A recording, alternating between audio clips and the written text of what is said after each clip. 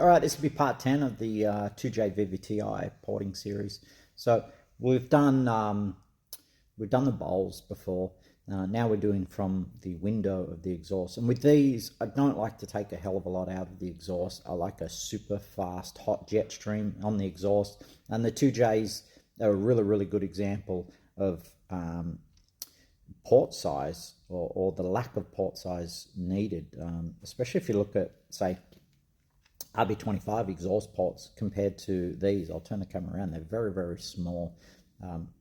Again, we're trying to keep the energy in the air, and generally with all these especially boosted type stuff, I don't like the window any bigger than 100% of the throat. I like to keep that airspeed consistent through the whole exhaust port and hit that turbo as hard as possible, leaving as much energy in the air to the turbo. In other words, I don't want it to slow down in the cylinder head. I want it out of the cylinder head as quick as possible. One, this will help with thermodynamics, obviously.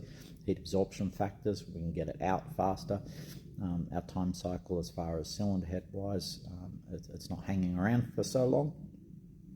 But also we're keeping that kinetic energy in the air and we're hitting the turbo. And this is why I also micro polish, as I've said before. It's a poor man's ceramic coating. And some will say that the carbon will build up and that insulates it, but if you finish the cylinder head properly, and especially with alcohol fuels, you really don't get a thick carbon layer in there to insulate it much at all.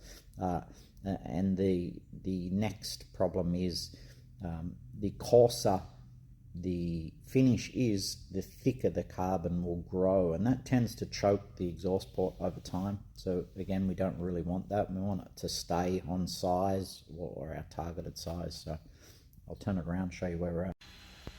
So there it is, guys. As you can see, we've done the bowls from the other end. Now we're going to start at the window end. As you can see, they're a very small exhaust port. We just want to tidy them up. We don't want to do a lot of work. So I'm only going to increase the area around the guides, shape the guides a little better, shape the divider. And other than that, that's pretty much it. That's sort of where I want it. And you've got 3 different exhaust ports here. You've got a centerline one, which is probably the closest to straight, and then the other 2 curve in. So you've got like 2 pairs of 3 here. So as you can see, we're not going crazy. I've got to still do around the guides here. I'll show you the tooling that we're using for this one. But yeah, it's just, again, take your time. And there's the RB26 versus the 2J port. So huge difference. And this is what we're using for these. As you can see, that's just to get a size of it.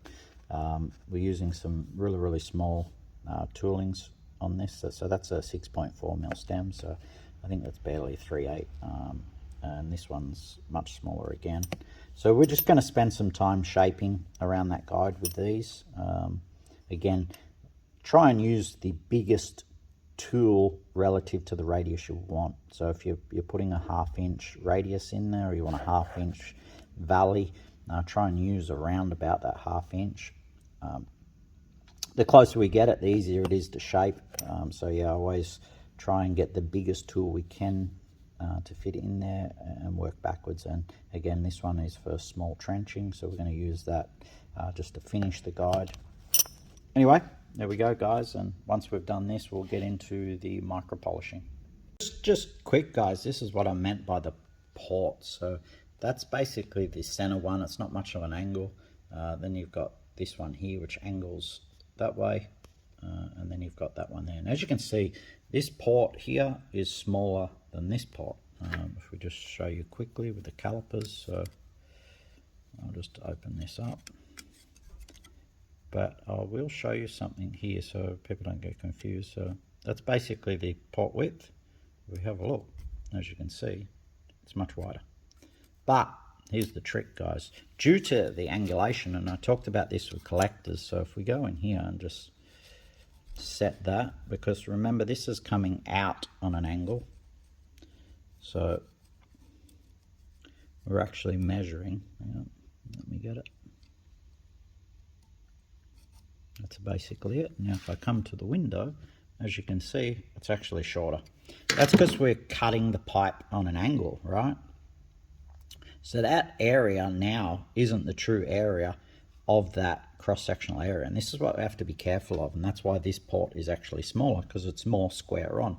Remember how I was talking about transitional lengths with different collector angles? That's because the smallest surface area will always be perpendicular to that tube. And as we start to angle this, the area increases, but it's not relative to CSA. It's only relative to that cut, right? So that's something to watch for as well. But yeah, as you can see, bigger, smaller, bigger, and at the other end, same thing. The smaller ones in the middle and the bigger ones are at either side of it.